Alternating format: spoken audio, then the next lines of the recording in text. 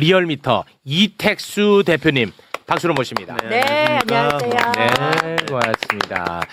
이제 뭐 이택수 대표까지도 뭘 또 홍보하려고 들고 다닙니다. 저희가 이제 1기, 2기 때도 갖고 왔었습니다만 3기 리얼미터 정치학교 정치 선진화를 위해서 각 당에 이제 정치 아카데미가 있긴 한데 저희 리얼미터는 보수 진보를 다 망라해가지고 네. 윤여준 전 장관님께서 이제 교장 선생님이시고 네. 서울대 또 성낙인 전 총장님도 학계에서 또 대표로 오시고 정리해 주시고요. 그다음에 대표로 국정원 제2차장 홍장원 차장님이 네. 강사로 오다 너무 보니까 작아지고 안 보여요. 안 보여요. 근데 나도 각 당 대표님들 다 오십니다. 뭐 네. 조국 대표님, 그리고 이제 민주당에서는 최고위원님들도 많이 계시고 네. 전현직 국회의장님도 정리해 주시고요. 네. 4월 8일 개강입니다. 네. 네. 강사가 마음에 안 드나 봐. 네. 최고 앵커님도 제가 2기 때 한번 초청을 했는데 네. 좀 이따 하시겠다. 아직은 네. 그러니까 저를 지나친 초청할 경우는. 정도의 학교니 조금 신뢰가 좀 각 분야의 최고 지존들만. 알겠습니다. 네.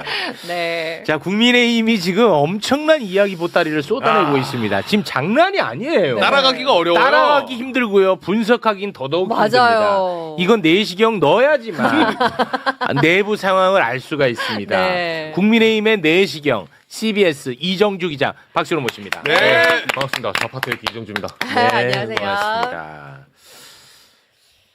이런 거 물어봐도 되나? 왜요? 그냥 짧게만. 네. 조금 전에 그 신장식 의원하고 이렇게 두 분이 이렇게 됐는데 네. 두 분 사이가 엄청 안 좋은 것 같아요. 왜요? 아니 그러니까 그게 내 느낌인데 와 장난이 아닌 것 같아. 그랬어요? 아주 냉랭하더라고. 어. 네. 사실 저는 괜찮아요. 저는 괜찮은데 그 조국 신당에서 저를 별로 안 좋아하는 것 같아요. 아, 네. 네. 아니, 냉랭하더라고. 나는 그런 걸 좀 잘 읽거든요. 냉랭하더라고. 냉랭해. 오, 예, 네. 고맙습니다. 네. 자, 먼저 그러면 이택수 대표님. 네.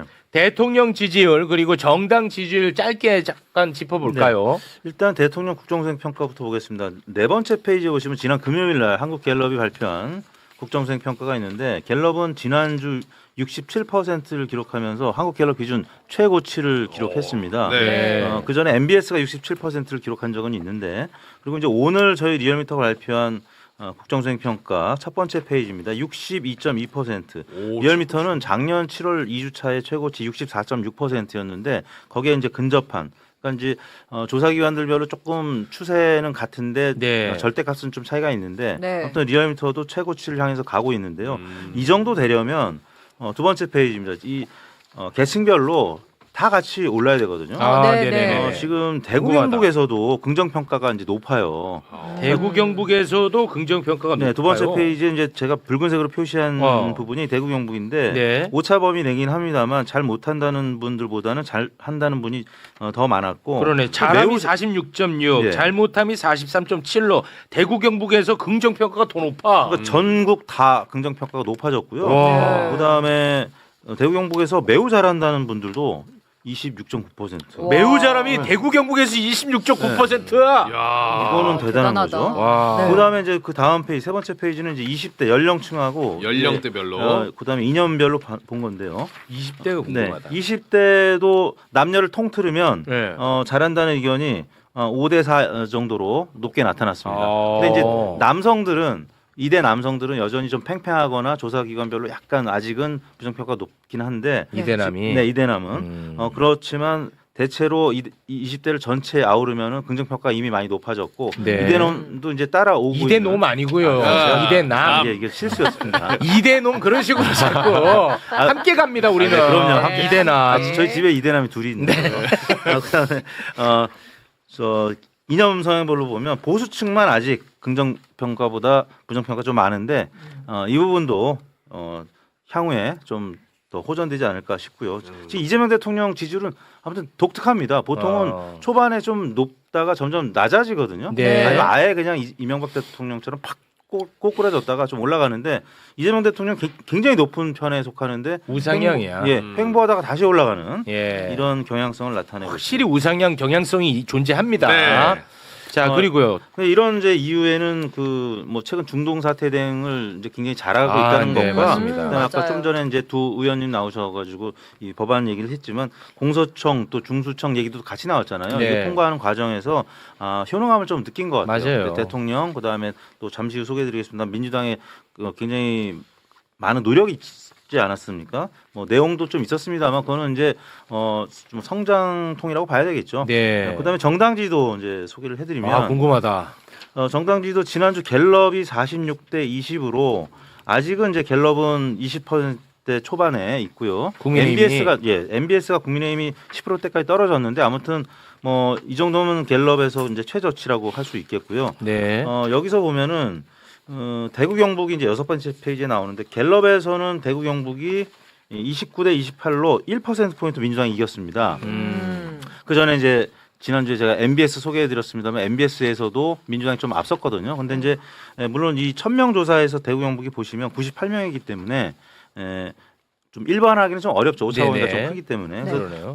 그 다음 페이지를 보시면은 리얼미터도 정당 지지도가 국민의힘이 9.7% 포인트 빠지면서 20% 후반으로 떨어졌습니다. 그러니까 ARS 조사에서는 국민의힘이 대체로 30% 초중반 나오고는 있었거든요. 근데 ARS 조사에서도 지금 20%대 후반으로 떨어진 3주 연속 빠진 모습을 보였고 네. 민주당은 그런 내용이 있었음에도 불구하고 공소청, 중수청법 통과되는 과정에서 이제 53%까지 올리면서 거의 뭐 국민의힘의 2배에 육박하는 결과를 나타냈고요. 이제 다만 이제 정치 고관여층이 참여하는 자동응답 방식을 택하는 리얼미터 조사에서 대구 경북 거를 보면은 저희도 이제 한 대구 경북이 한 100명 좀 못 미치는데 여기서는 9.7% 포인트가 빠졌음에도 불구하고 국민의힘이 여전히 50%대. 와, 국민의힘이 높네. 대구 경북. 네, 그거 좀 띄워주시겠습니까? 그 8페이지에 있는 거. 민주당 33.6, 국민의힘 53.4. 아직 높네. 국민의힘이 그렇게 좋을까? 난 참 신기해. 그래서 자동응답 방식하고 사실 선거 결과랑 좀 이제 맞기 때문에 그래서 네. 지난번 뭐 김부겸 이제 전 총리 얘기를 하면서 말씀드렸습니다만 네. 김부겸 전 총리가 당시에 대구시장 나왔을 때 40% 초반 또 득표를 했었고 이번에 40%대 중반까지도 노려볼만 하다고 이제 말씀을 드렸습니다만 언제든 항상 국민의힘은 50% 넘게 득표를 했기 때문에 뭐 그런 지금 지표가 여전히 이어지고는 있다. 알겠습니다. 네, 자, 알겠습니다. 그러면 국민의힘 이슈와 함께 네. 민심도 같이 좀 살펴보도록 하겠습니다. 먼저 여러분 대구로 오실래요? 네. 대구가 막 지금 이야기 보따리 넘쳐납니다. 난리다 난리. 장동혁이가 대구를 찾아가지고 지금 대구시장 출마자들이 엄청 많잖아요. 박 터지죠, 박 거기. 터지잖아. 네. 대구를 찾아가지고 이렇게 많은 후보들 그래 전원 경선 시키겠다라고 약속을 합니다. 전원 다. 이제 컷오프 없이 전원 경선 시키겠다 네. 약속을 합니다. 그런데 바로 이정연 공관위원장이 대구시장에 출마한 주호영 뭐 자른다는 소문이 있었잖아요. 그건 많이 돌았죠. 많이 네, 돌았잖아. 네. 그 소문대로 주호영 그냥 바로 모가지 댕강. 컷오프. 근데 주호영이 나 모가지 치고 이진숙이 올릴 거라고 얘기했잖아. 그렇죠. 의심받기 싫으니까 이진숙이면 뭐가지 댕강. 와 바로 댕강 쳐버렸습니다. 요거는 예상 못했는데. 컷오프 사진 결과 좀 한번 볼까요? 자, 지금 말씀드린 것처럼 주호영, 이진숙이 컷오프가 되고요. 그로 인해 지금 살아남은 사람이 유영하, 윤재옥, 이재만, 추경호, 최은석, 홍석준 이렇게 남아 있습니다. 그렇습니다. 근데 이진숙이 여론조사 높지 않았어요? 이진숙이가 경쟁력이 솔직히 있었잖아요. 여론조사 네, 상으로는 그럼요. 이진숙 당시 후보가 뭐 최근 여론조사 보면 40%대 초반 나오면서 오. 1등을 달렸죠. 1등. 1위를 친 겁니다. 그리고 주호영 부의장 같은 경우는 뭐 2등, 3등 오차 범위에서 각주를 벌였는데 아무튼 네. 대구 시장 후보 빅3 중에 2명을 네. 날린 겁니다. 빅3 중에 2명. 이건 해석 불가야. 나는 이거 해석이 불가야. 이거 이 정도 나타나야 됩니다. 제가 와. 어제 오는 사이에 이거 어지러지하더라고요. 근데 제가 오늘 몇 가지는 오늘 두 가지를 말씀드린 거예요. 하나는 이제 취재가 된 사실을 말씀드릴 거고 네. 하나는 향후에 이제 단서를 하나 봐야 돼요. 단서. 조건부. 어. 그걸 제가 간략하게 요약을 해드릴게요. 네. 첫 번째는 이거는 당안에서 아무도 예상 못했습니다. 아, 그래요? 네, 오. 이진수 캠프 쪽 제가 전화 좀 돌려봤는데 네. 이 사람들도 지금 어제부터 분기탱천하고 있더라고요. 아, 이진숙도 지금 반발해요? 네, 그리고 아. 이게 짜고 치는 게 아니에요. 아, 어떤 사람들은 짜고 이진숙을 재보궐 지금 현역 중에 네. 뭐 추경호든 윤재옥이든 최은석이 나가면 뭐 대구 동구 군의갑, 뭐 달성 여기를 지금 주려고 어, 그 지금 얘기가 약속되는 많더라. 아니냐. 그게 이거 한동훈 주장이거든요. 네, 그렇게 지금 말하고 있는데 약속대련이면 지금 사실 와서 이 날성계 약속대련 해야지 무기를 들고 나오면 안 돼요. 아, 이진숙은 지금 무기 드는 무기 들고 수준이에요? 나왔어요. 사실상. 아, 그래요? 왜냐하면 오늘 무소속의 출마 가능성이 있냐라는 질문에 대해서 원래 당인이라면 무소속은 고려하고 있지 않다 말이라도. 근데 여기에 오늘 NCN 돼 있거든요. 아. 이건 탈당 가능성이 있다는 거예요. 그 정도 엄포로 한번 놓고 시작하는 거라서. 근데 뭐 그 정도 뭐 말을 하지 않았다는 건데 네. 그러면 그 무기는 든 건 아닌 것 같은데 아닌가? 이진숙은 그러니까 제가 이게 하나 정리하면 네네. 대구에서는 지금 약간 그 권력의 지금 장동혁 대표, 이정현 차기 전당대회를 본 사람들이 밑장빼기라고 있어요 지금. 이게 무슨 말이냐면 네. 이진숙 위원장이 예를 들어서요 음. 대구시장이 되잖아요. 음. 4년이 지나면 2030년에 지선하고 대선이 같이 치러집니다. 만약에 시장이 됐다 칩시다. 공천 줘서 이진숙 그 위원장이 대선 나올 것 같습니까? 안 나올 것 같습니까? 그것까지는 나오겠네. 이진숙은 나올 것 같은데. 남을 그죠? 사람이네. 이거는 네. 나온다고 봐야 정상적인. 이진숙은 나오. 정상적이라는 이진숙이니까. 표현을 안 맞는 것 같은데 네, 그러니까. 비정상적으로 나오겠네. 아니 그러니까 이진숙이니까. 그렇죠. 그러니까. 이진숙이란 캐릭터의 캐릭터. 예, 이거 일반적인 뭐 추경호나 윤재욱이 되면 안 나오겠죠. 예, 이거는 정치 자신의 스펙트럼이 그렇거든요. 네네. 근데 이진숙이라는 그 독특한 앱노멀한 캐릭터는 대선에 나올 수가 있습니다. 와. 신박하네. 네. 그러면 그때 가장 위협을 하는 사람이 누굴까요? 장동혁. 장동혁이지. 와. 장동혁 제거해야 됩니다. 그럼 지금. 아 진짜? 네. 네. 그러니까 이건 저희 시나리오예요. 아, 시나리오인데. 아, 이번에 이제 분석입니다. 그렇죠, 네. 그렇죠. 어. 아마 그 사람의 내심에 지금 양파를 한 3번 제가 그 3번 까고 들어간 거예요. 어. 왜 잘랐을까? 왜 이렇게까지 막판했을까?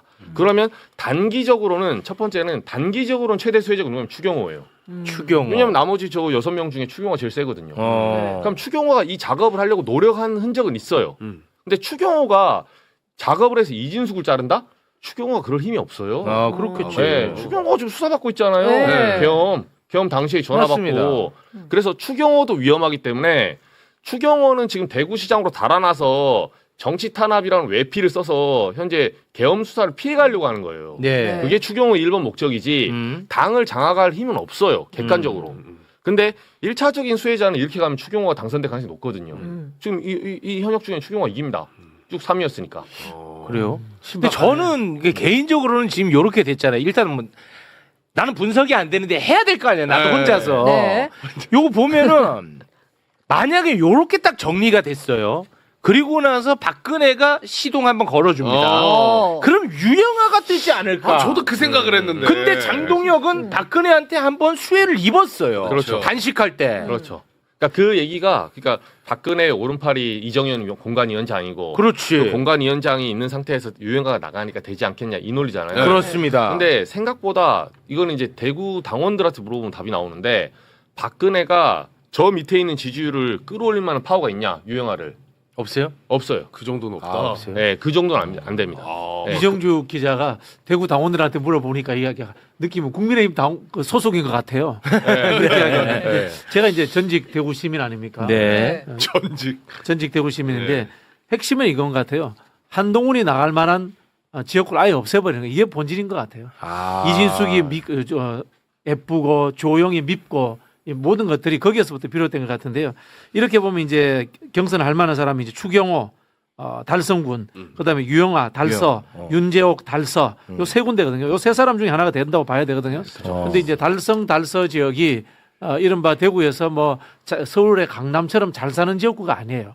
전통적 도시예요. 그러다 보니까 한동훈 지지세가 별로 없는 지역이에요. 한동훈 지지세가 60, 70대 그 뭐랍니까 중산층 여성들이 많거든요.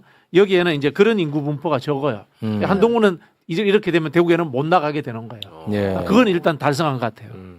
실제 이제 유영아 의원이 그 최근 발표된 여론조사 결과들을 보면 그다지 지지율이 높지 않습니다. 네. 다른 이제 아까 빅3 외에 이제 중위권 의원들이 한 뭐 5%에서 10%포인트 사이라면 유영하 의원은 한 3%밖에 그 안팎으로밖에 안 나왔기 형편없네. 때문에 그래서 이제 말씀하신 부분이 좀 일리가 있는 내용이라고 할 수 있습니다. 근데 이제 민주당에서는 김부겸 전 총리가 나온다고 하니까 그거가 좀 변수가 된 거 아니에요? 그러니까 그러니까 그거를 역으로 어떻게 하냐면 국민의힘은 그 변수가 있어요. 실제로 공관위에서 어제 돌려보니까 공관위원 전화를 해보니까 한 명이 얘기해 주더라고요. 어제 오후에 회의할 때 네. 김부겸 얘기가 나왔대요. 아 나왔대요. 네, 근데 김부겸 후보가 나왔을 때 이진숙 만약에 후보를 내세웠을 때 지금 지지율이 높으니까 네. 그러면 이진숙, 김부겸 그리고 만약에 이제 탈당하면 주호영이고 만약에 탈당을 해서 주호영 의원이 나오면 100% 김부겸이 돼요. 그래? 거의 99, 거의 주호영이 무소속으로 나온다고 그랬어요. 예, 그러니까 만약에 지금 아직 탈당 안 했으니까, 예, 그건 엄포 넣는 거거든요. 엄포인데 주호영은 만약에 무소속 나오면 지금 이번 판이 이제 정치 은퇴하는 거예요. 사실 객관적으로. 예, 어차피 대구시장 될 확률이 낮아요. 아 그래요? 예. 아니 그러면 예를 들어서 주호영이 실제로 네. 무소속으로 탈당해서 무소속으로 출마를 해. 네. 그럼 삼자구도 올 거 아니겠습니까? 삼자구도. 그러면 이제 김부겸 지금 돌아가는 모양새 보니까 나오는 것 같아요. 네, 나오는 거죠. 나오는 것 같아. 나오는 거죠. 삼자구도면 김부겸이 될 가능성이 꽤 높아요. 굉장히 높아요. 오. 굉장히 높고 여기서 이 3자 중에 주호영 무소속, 민주당 김부겸 후보 그리고 국민의힘이 누구냐의 문제인데 네. 국민의힘이 이진숙이 나오면 김부겸 후보가 확률이 굉장히 높아지고 네. 여기서 다른 현역 뭐 추경호 이렇게 되면 이제 격차가 좀 줄어들죠.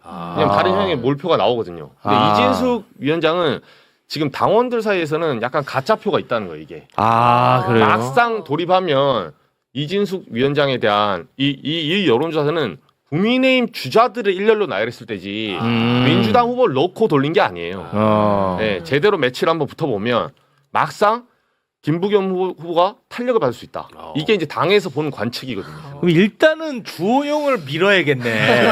응원해줘. 주호영을 이 사람이 정말 아깝게 만들어야 돼. 내가 여기서 컷오프해서 도전을 못하면 너무 아깝다는 느낌이 들게끔 지지세가 붙어줘야 된다고. 어떻습니까? 무소속으로 그래야 나올 거 아닙니까?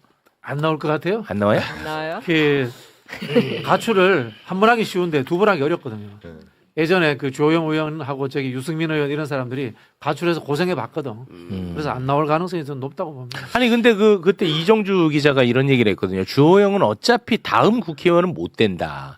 아니죠. 장동혁 체제 몰아내는 당권 투쟁에 이 사람도 포함해서 나서겠죠. 아 그럼 다음 공천 또 받을 수 있다고 보는 입장이시군요. 본인이 공천 주는 입장에 되는 노력하지 않을까요? 아 공천 주는 쪽으로 가서. 그래서 주호영 의원 같은 경우는 지금 이게 본인도 본인 이 정말 색깔을 잘 읽고 있는데 문제가 뭐냐면 남은 게 그러면 이진숙 후보자의 오늘 그 기자회견 뉘앙스가 조금 묘해요. 제가 왜 묘하다 느꼈냐면 이분이 공관위의 이번 결정을 재고해달라고 한 거지 네. 자기가 지금 탈당하겠다 말겠다 이런 노선을 정한 건 아니거든요. 네. 네. 근데 재고해 줄 수가 없어요 지금. 재고하면 이정현 공관이 내려와야 됩니다 이제는. 아 이제는 그렇지. 어, 이제는 안 될 거 아니 같아. 한번 가출했다 나왔잖아요. 네. 근데 이걸 제거한다는 게 있을 수가 없어요. 네. 근데 그럼 이대로 간다는 전제하에 뭘 봐야 되냐면 이게 짜고 친 거라면 네. 이진숙에게 더 좋은 자리 중앙에서 큰 역할을 해달라 이런 명분이었잖아요. 명분은. 네. 네. 그러면 재보고를 바로 찔러줘야 돼요.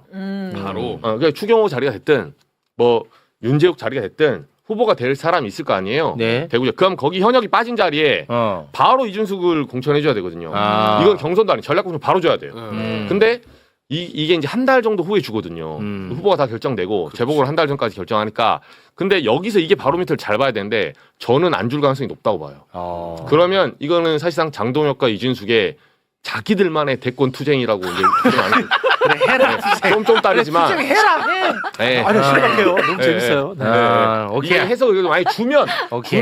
이제 제 이론이 틀린 겁니다. 그 관전 포인트로 저희가 삼고 보도록 그걸 하겠습니다. 한번 두고 보시죠. 아, 좋습니다. 재밌네요. 근데 네. 중간에 이제 고성국 박사가 끼어 있기 때문에 저는 추경호나 윤재욱 지역구에 이 두 사람 중에 한 사람이 된다고 보거든요. 시장 후보가 거기에다가 여론조사를 이준석 넣으면 이준석이 1등 나올 거예요. 그럼 이준석을 이진숙을 주는 방향으로 고성국이 그렇게 기획해서 끌고 갈 것 같아요. 그렇게 보시고 알겠습니다. 예, 그거 실제 주호영 부의장도 요번에 이제 컷오프 되면서 페이스북인가 아마 SNS에 그런 글을 썼을 겁니다. 이진숙 후보에 대해서 그런 보궐선거에서 아마 공천을 주려고 이게 약속 대련하는 거 아니냐 이런 얘기도 했었고 아무튼 김부겸 전 총리가 나오는데 뭐 대략 한 40% 45% 득표할 걸 전제로 한다면 거기에 주호영 의원이 만약에 무소속으로 나온다 그러면 한 10% 득표한다고 가정을 하면 필승이죠. 김부겸 전 총리는 민주당 후보로 나왔을 때 필승인데 과연 이제 주호영 부의장이 그런 무리수를 두겠느냐. 네. 2016년에 자기 지역구 수성을에서는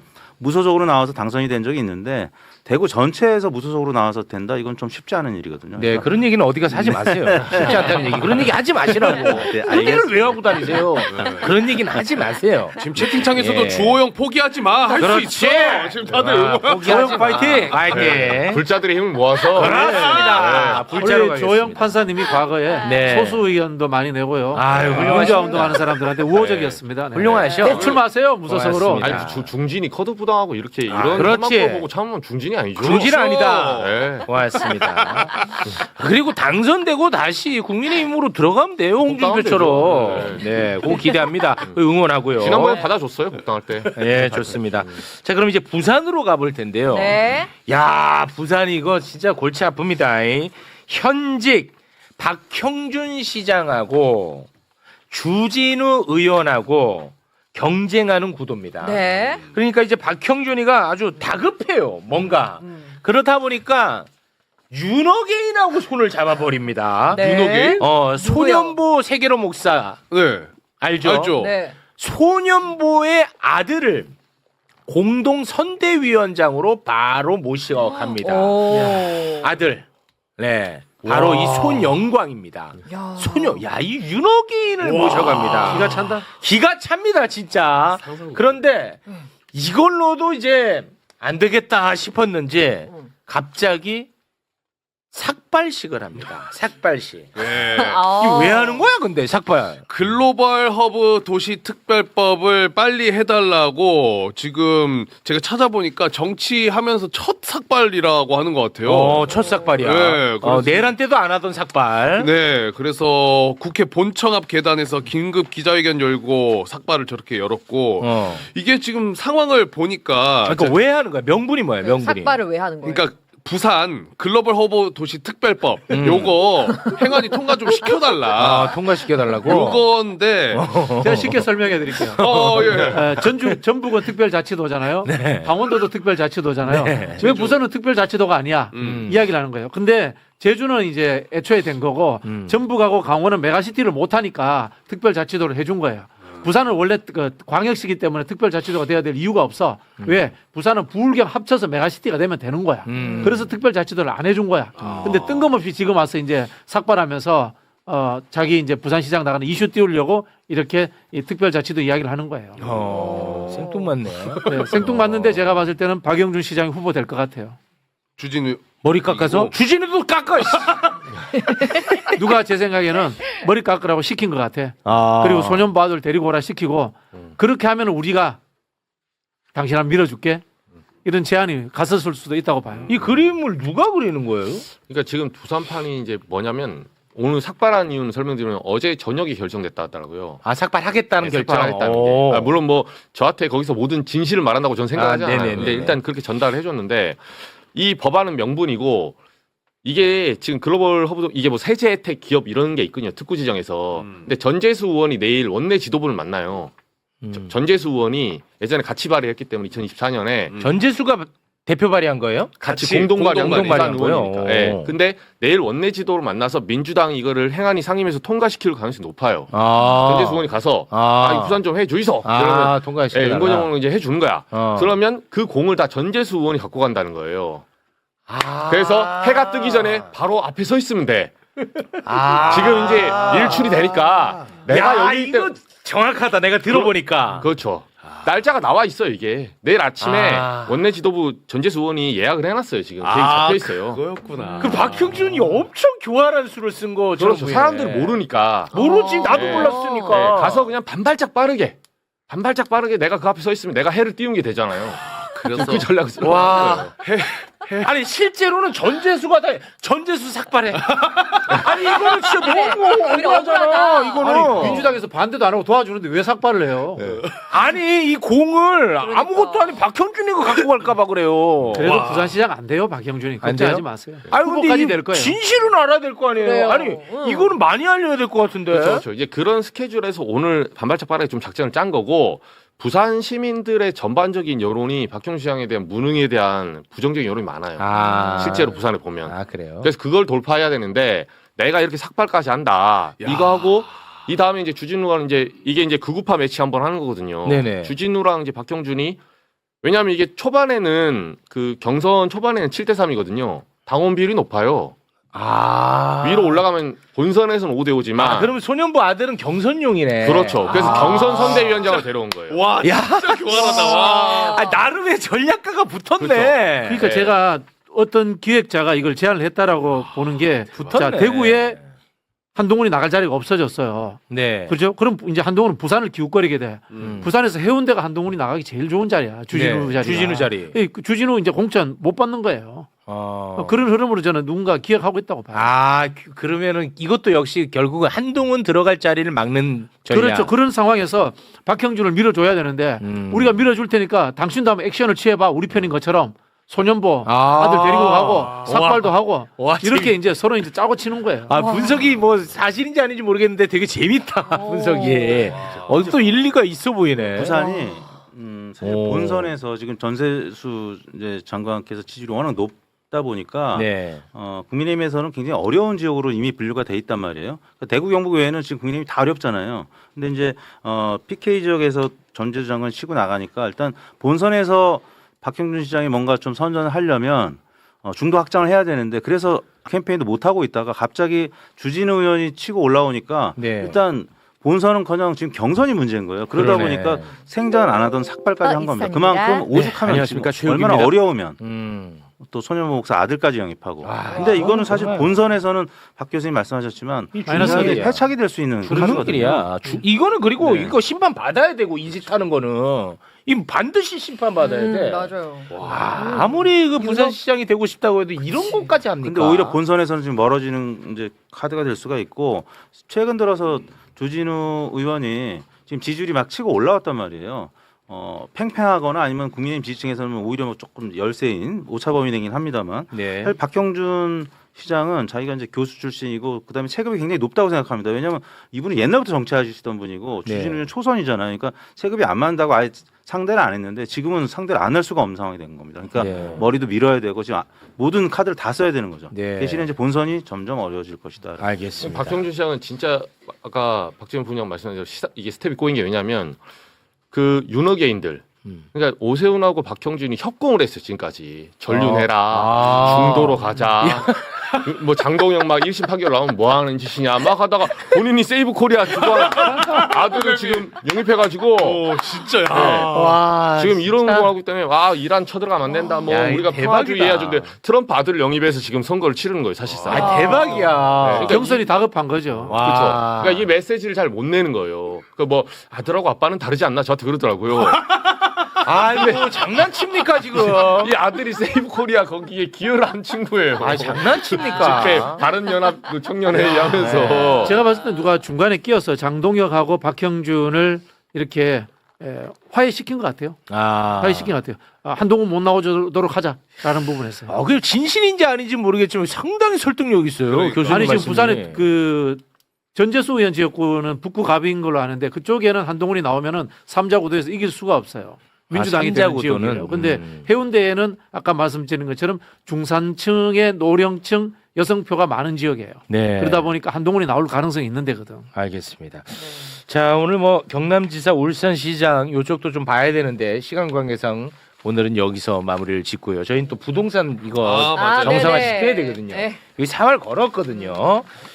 그리고 요거는 그냥 그 단신으로 하나 좀 알려주시죠. 경기도지사 민주당 그 예비 경선이 있었잖아요. 네. 그 결과만 단신 처리 좀 해주세요. 자, 본경선 진출 세 분이 진출했습니다. 김동연 지사, 추미애 의원, 한준호 의원이 본경선에 진출을 했습니다. 그렇습니다. 네. 권칠승, 양기대 두 분이 이제 떨어졌네요. 네. 까맣게 색칠해버렸네. 이제 4월 5일부터 7일까지 사흘간 치러집니다. 본경선은. 네. 네, 당원 50, 일반 국민 여론조사 50으로. 네. 네.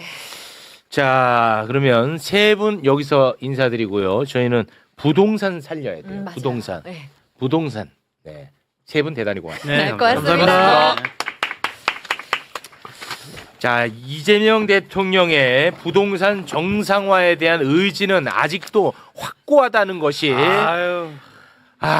SNS를 통해서 또 확인이 됐는데요. 네. 이재명 대통령의 SNS 이 이광수 소장이 전쟁이 나도 이 의지는 계속 표명하셔야 됩니다. 전하.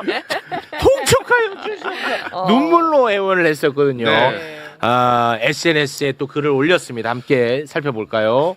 주택과 부동산 정책의 논의, 입안, 보고, 결제 과정에서 다주택자와 비거주 고가주택 소유자, 부동산 과다 보유자를 배제하도록 청와대와 내각에 와. 지시했습니다. 야. 부동산 공화국 탈출은 대한민국 대전환을 위한 핵심 중의 핵심 과제이고 부동산이나 주택 정책에서는 단 0.1%의 결함이나 구멍도 있어서는 안 되기 때문입니다. 다주택자나 투자, 투기용 비거주 주택 보유자, 초고가 주택 자체를 비난할 이유는 없습니다. 주택 보유가 많을수록 유리하도록 집값이 오르도록 세제, 금융, 규제 정책을 만든 공직자들이 문제입니다. 그런 제도를 만든 공직자나 그런 제도를 방치한 공직자가 그 잘못된 제도를 악용해 투기까지 한다면 그는 비판을 넘어 제재까지 받은 게 마땅하겠죠. 네. 지금부터라도 부동산 주택 정책에서 배제하는 것이 타당하겠죠.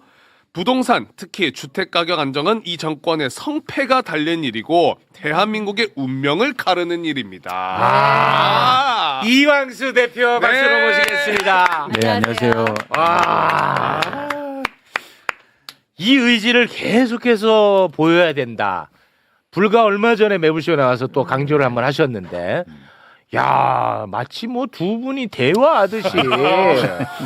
대화하듯이 또 마침이 또 글이 올라와가지고 제가 얼마나 안심했는지 모릅니다. 이번 정책은 이번 일단 대통령 SNS 글을 조금 우리가 곱씹어 볼 필요가 이건 좀 곱씹을 있습니다. 부분이 해석이 있습니까? 좀 필요하다고 네. 저는 보고 있고요. 물론 굉장히 중요한 그 방향성이죠. 정책을 만드는데 과연 도덕적인 문제라든지 아니면 정책을 만드는 사람들이 다주택자면 되냐 뭐 이거에 대한 근본적인 물음인데 네. 전 이거를 출발 신호라고 보고 있어요. 그러니까 출발 무슨 신호. 얘기냐면 이제 본격적으로 정책 발표를 할 텐데 아, 네. 근데 그 정책을 발표하고 위반하는 사람들이 문제가 있다면 이 정책의 신뢰도가 떨어지는 거 아니냐. 맞아요. 아니, 그래서- 문제가 있다기보다는 이해 충돌. 그렇습니다. 그렇습니다. 뭐 문제보다는. 그리고 또 하나 뭐냐면 국민들이 그걸 보면서 신뢰를 안 가질 수 있다는 거죠. 조금이라도 그렇지. 가능성이 있으면. 특히 보수 언론들이 굉장히 여기에서 뭐라고 그러잖아요. 그거 꼭 장난 많이 치지 그런 그렇죠. 걸로. 특정인 딱 해갖고. 그렇죠. 뭐 비서실에 다주택자가 몇 명이다. 뭐 정책을 만든 사람들이 강남에 아파트를 갖고 있다. 뭐 이런 얘기들이 많지 않습니까? 그렇습니다. 그렇게 되면 정책이 나왔을 때 그 정책에 대해서 예를 들어서 시장의 효가 나든지 아니면 신뢰가 떨어질 수 있잖아요. 그렇죠. 그렇기 때문에 먼저 쉽게 말해서 단도리를 치는 거죠. 네. 이 얘기는 뭐냐면 이제 정책이 본격화될 거다. 우리 정책을 이제 만들 거다. 이런 출발점으로 전 이해하고 대박 있어요. 싹. 그렇죠. 진짜 그러네 듣고 보니까. 그렇죠. 그러니까 뭐냐면 향후에 뭐 나올 정책도 와. 없고 이제 끝났다고 생각하면 이렇게 말할 굳이 필요 없지. 그렇죠. 굳이 그러네. 이렇게. 그러니까 이 얘기는 뭐냐면 이제 본격적으로 정부가 그리고 이재명 대통령이 이 부동산 안정화 정책을 만들고 그리고 시장의 그런 개혁 조치들을 하겠다라는 출발 신호라고 저는 해석을 하고 있습니다. 와, 그러네. 그래서 이게 굉장히 뭐 반갑고 기쁜 거죠. 그런데 더 기뻤던 건 뭐냐면 이제 문제의식과 같이 보는 건데요.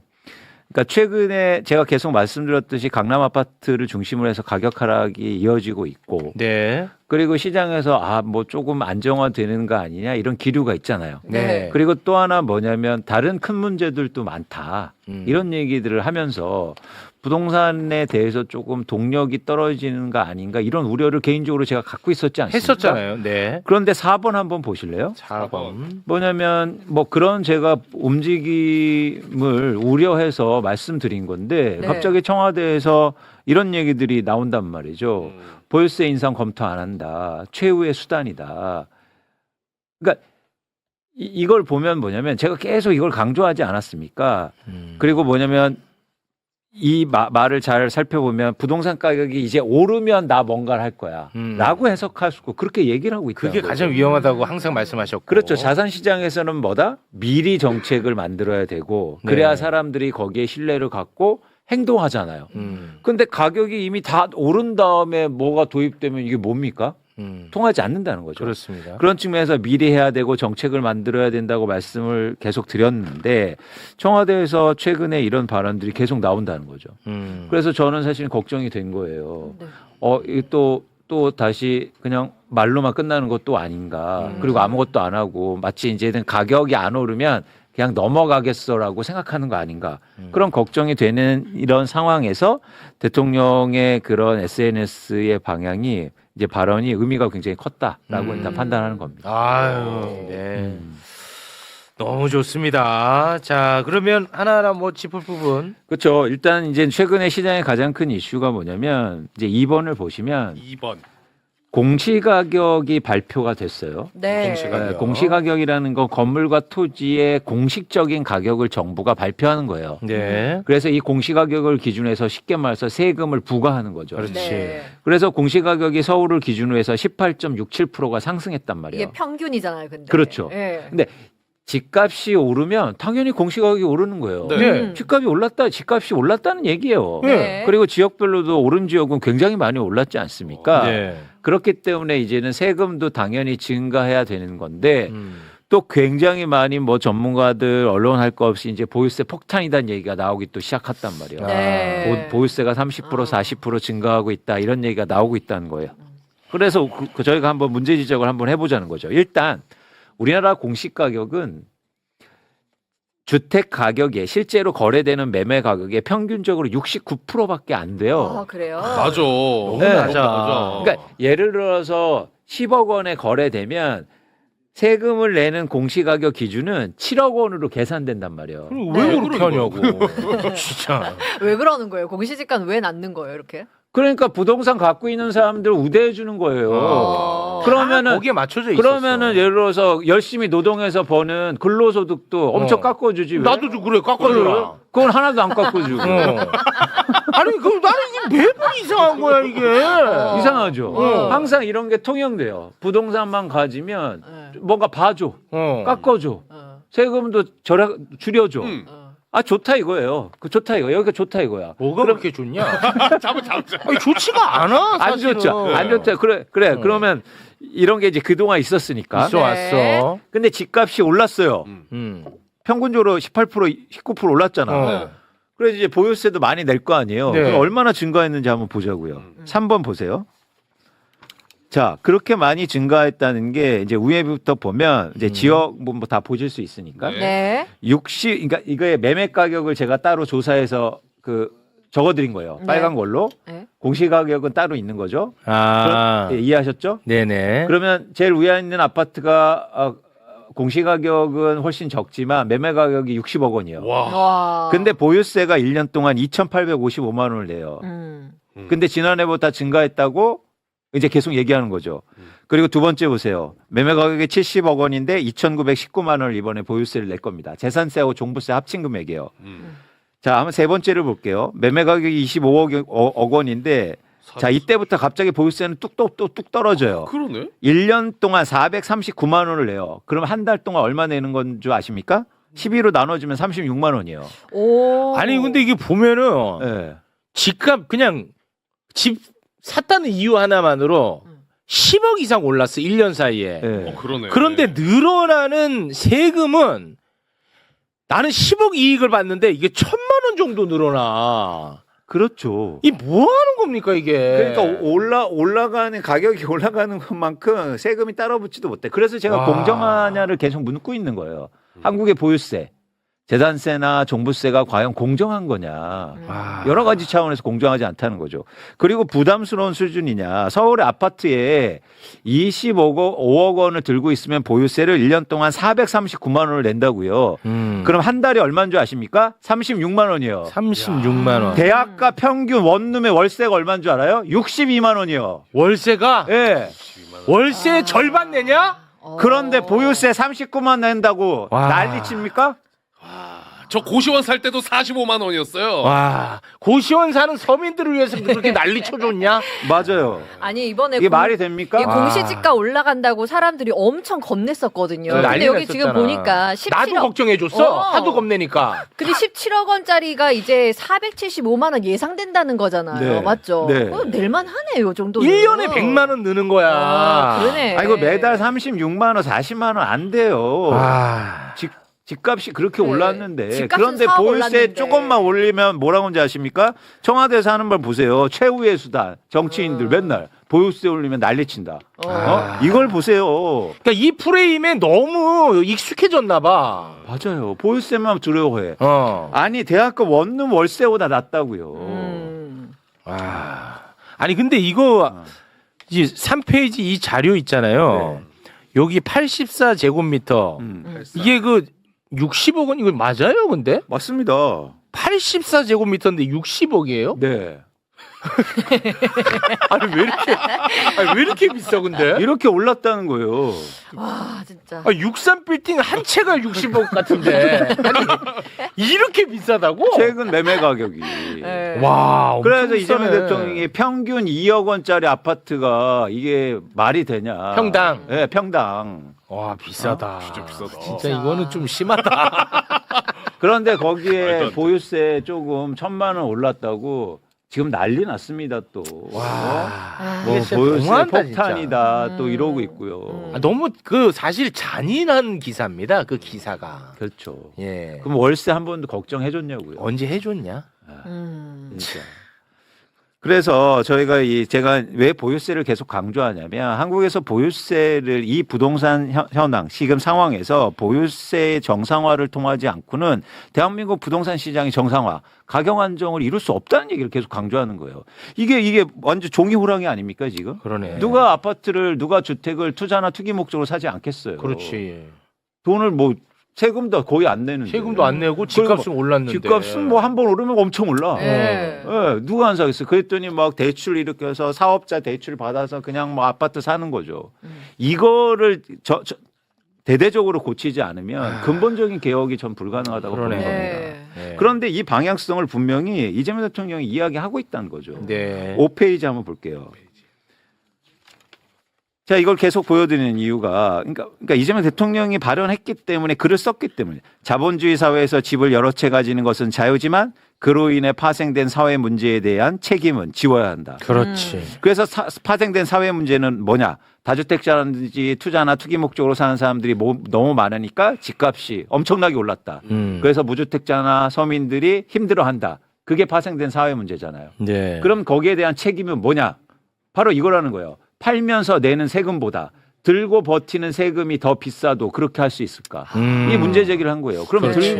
들고 버티는 세금이 뭡니까? 보유세. 당연하죠. 이 논의를 해야 된다는 거예요. 근데 또 예를 들어서 자꾸 이렇게 한 발 밀려가고 뭐 최후의 수단. 아니 왜 최후의 수단이에요? 왜 채? 아니 그리고 보유세가 벌칙이 아니야. 너무 당연한 거야. 그쵸. 벌칙이 아니야 보유세가. 그럼 이렇게 해요. 이렇게 하자고요. 보유세 많이 내는 사는 사람들 훈장 줘. 칭찬해 주자고요. 보유세 많이 나게 해놓고. 칭찬하면 되지. 세금 많이 그거. 내니까. 많이 내니까 그건 어찌됐든 국가 자원으로 잡히니까. 그러니까 그거 칭찬해 줘. 칭찬해줘야지. 칭찬해 줘. 칭찬해주지. 네. 그런데 지금 그러면 공정하게 내야 칭찬하지. 그렇죠. 그렇죠. 공정하게 내게 하고 그럼. 그리고 칭찬해 주자. 어. 이런 거예요. 그렇습니다. 네. 자꾸 이렇게 막 나쁘게 얘기하는 게 아니다고. 아니야. 그리고 지금 정당하고 공정하지도 않다라는 얘기를 드리는 겁니다. 그렇습니다. 그래서 마지막으로 이제 그러면 이재명 대통령도 얘기했지만 제가 한번 조사를 해봤어요. 이런 정책 의사결정의 11단계, 11명이 그러니까 대표적인 그러니까 18페이지를 한번 볼게요.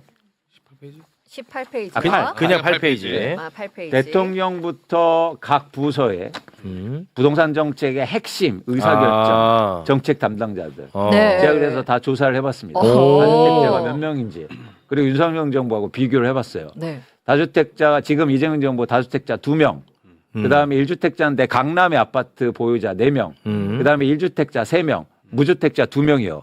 저 무주택자 2명 중에 1명은 대통령입니다. 무주택자. 그렇군요. 그렇죠. 네. 그리고 윤석열 정부하고 비교해서는 그러니까 명수는 그러니까 많지는 않지만 일단 다주택자가 줄었죠. 근데 저는 제안을 해드릴게요. 전 다주택자 좀 늘려보자. 어? 저기에 아니 무주택자. 무주택자를 늘리자. 네. 우리나라 인구의 50%가 세대 중에 50%가 무주택자예요. 근데 왜 정책을 만드는 사람 중에서 무주택자가 왜 이렇게 적습니다? 적습니까? 대통령 이건 포함해서. 좀 어렵다. 그래. 네. 아니 그 자기 살집 있는 게 왜? 아니 뭐라고 하는 건 아니에요. 그러니까 정책을 논의할 때 저는 무주택자 분들의 무주택자 세대의 의견도 충분히 반영돼야 된다. 반영이 안 될까봐. 네. 그래서 이제 건의 차원에서 그런 의견을 잘 정치했으면 좋겠다라는 말씀을 드리는 겁니다. 네. 알겠습니다. 그러니까 만약에 이 정책 위반자가 예를 들어 강남에 집을 갖고 있어. 네. 그러면 내 집 떨어지는 정책을 펼치기가 어렵잖아, 사람인 이상. 그렇지. 그러니까 그런 거를 이재명 대통령이 지적을 한 거고 그렇죠. 그러지 않겠다는 건 굉장한 결단입니다, 그렇죠. 사실. 맞습니다. 네. 그리고 저는 아까도 말씀드렸듯이 이게 일종의 출발 신호라고 전 새기고 있고 네. 그런 측면에서 기대를 많이 하고 있다. 네. 그러니까 이제 정책을 만드는 사람들이 좀 더 이제 구성도 달라지고 이러면 좀 더 의욕적으로 정책을 펼칠 그렇습니다. 수 있겠죠. 네. 근데 그 우리 소장님 같은 분이 그 부동산에 대한 인식 개선에 최선을 좀 다해야 될 것 같아요. 왜냐하면 이 정책 위반자 그리고 책임 있는 자리에 있는 분들도 그동안에 그 부동산 업자들이 짜놓은 프레임에 워낙 익숙해지다 보니까 보유세는 최후의 보루다. 뭐 예를 들면 이런 얘기들이 자연스럽게 나오는 것 같아요. 맞아요. 그거를 언론들도 그렇게 생각하고 그렇지. 아까도 이제 언론 뭐 기자분들 나왔지만 보통 부동산 기자들이 많지 않습니까? 네. 그러니까 부동산 기자들이 처음에 부동산을 공부하고 뭐 시장을 조사할 때 제일 먼저 예를 들어서 부동산 업계에 계신 분들한테 배우고 익히고 이런단 말이죠. 그렇겠죠. 그러니까 그게 기본적으로 깔려 있어요. 그러니까 얘가 말씀드렸잖아요. 부동산 가격이 오르면 좋은 거라고 얘기하고. 그렇지요. 부동산 가격이 예를 들어서 안정되고 한정 안정되면 나쁘다. 어. 뭐 겨울이다. 어. 이런 얘기가 자연스럽게 나오는 거죠. 그렇습니다. 그러니까 이런 가치적인 판단이 정치인들도 자연스럽게 하고 있는 거예요. 그러니까 부동산이 오를 걸로 전망하는 전문가들은 긍정론자라고 해. 그 말 자체가 아주 잘못된 프레임에서 비롯된 거라는 거야. 그렇죠. 저보고 왜 이렇게 인생을 부정적으로 사네요. 부정론자야. 부동산이 떨어질 거를 예측하는 부동산 전문가는 부정론자야. 이 말 자체가 얼마나 큰 힘을 갖고 있는지 모른다는 거야. 네, 그렇죠. 이렇게 지적을 하니까 새삼스럽잖아. 우리도 모르게 자연스럽게 썼다니까. 맞죠. 와, 중요한 포인트인데 이런 거를 좀 열심히 해주셔야 될 것 같아, 소장님이. 맞습니다. 열심히 하는데 네. 근데 들어준 데가 사실 많지 않다. 어. 네, 거기 매불쇼가 유일하고 아유. 네, 그런 측면에서 되게 감사하고 그런데 저희가 또 자주 말씀드리고 하니까 인식이 많이 바뀌는 건 제가 느껴요. 네. 네, 그리고 여론도 그렇고. 그렇습니다. 사실 지지도가 훨씬 더 이제 부동산 안정에 대한 지지도가 훨씬 더 높단 말이죠. 높잖아. 이제 반응하잖아. 보유세에 대한 지지도도 올라가고 올라와야 있어요. 돼. 네. 그래서 저는 다시 한번 말씀드리지만 용기를 가질 필요가 있다. 그렇습니다. 그리고 우리가 이상한 걸 만들고 사람들을 괴롭히자는 그게 얘기가 아니야. 아니에요. 벌칙이 아니라니까. 맞습니다. 예, 네. 고맙습니다. 네. 자, 1부 생각보다 꽤 길어졌군요. 네. 1부는 여기서 마무리 짓고요. 네. 2부에서 또 아주 반가운 얼굴이 매불쇼를 또 찾아주습니다. 누군지 이렇게 슬쩍. 예, 공무원 시험의 대가. 예, 권성동과 함께 공무원 시험의 대가 매불쇼를 또 찾아주셨습니다. 합격. 네. 함께 해주신 두 분